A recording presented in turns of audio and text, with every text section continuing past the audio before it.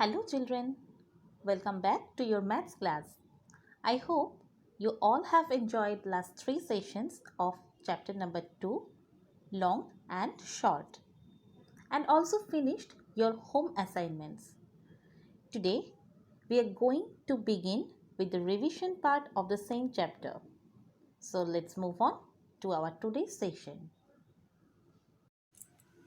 Length is used to measure the distances. For example, the distance from your school to your home. The length is also used to measure the distance between two cities or countries. Let's understand what is length. The word length is used to measure how long an object is. That means length is the term used for identifying the size of an object or the distance from one point to another. Here you can see the image of blackboard and a scale. This is the length of the blackboard and the scale. Finding the boundary. Boundary means the total distance or the length of a figure. So today we will learn how to find out the boundary of different shapes. Let's recall the concept of boundary. Here you can see the image of a beautiful garden. Now consider the length of the garden is 12 meter and the breadth of the garden is 8 meter. Now calculate the boundary of the garden. We all know to find out the boundary, we should add the measurements of all the sides of the garden. So we would add 12 plus 8 plus 12 plus 8 meters, which is equal to 40 meters.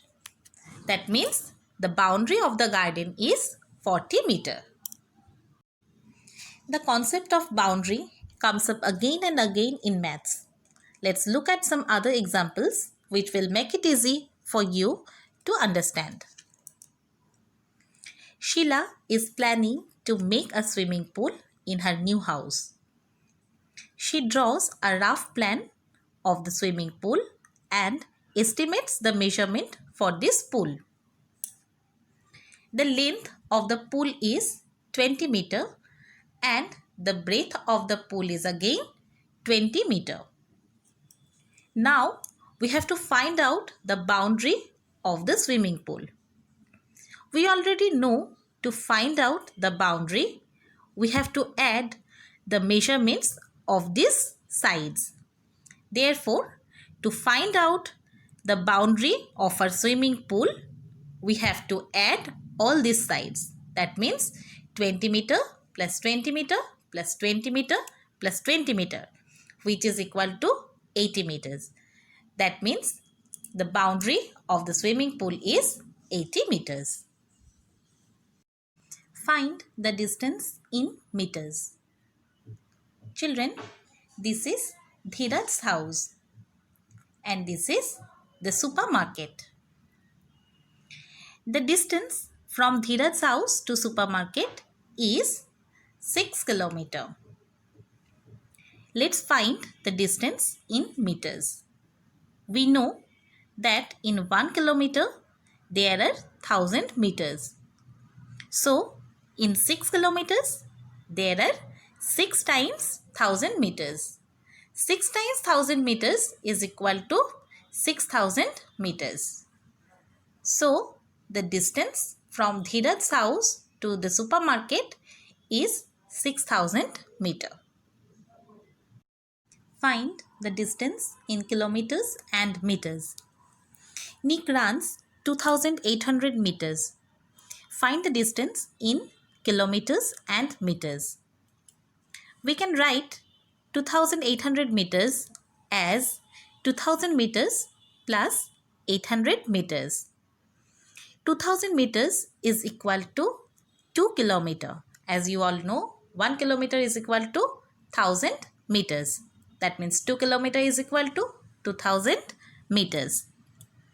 So 2800 meters is equal to 2 kilometer plus 800 meter, or 2 kilometer 800 meters.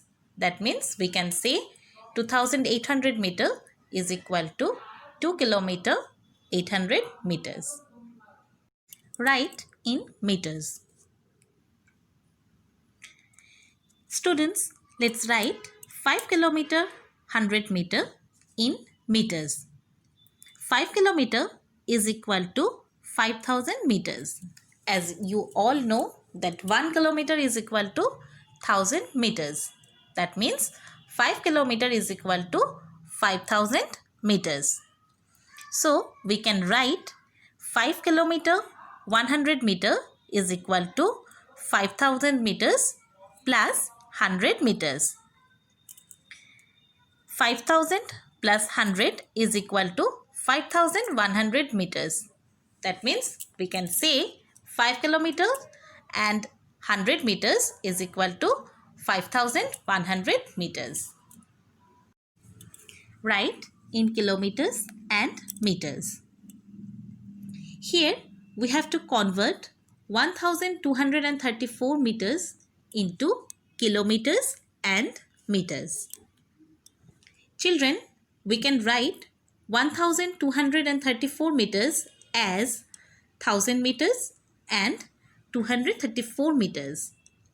You all know that 1000 meters is equal to 1 kilometer. So we can write 1 kilometer as 1000 meters.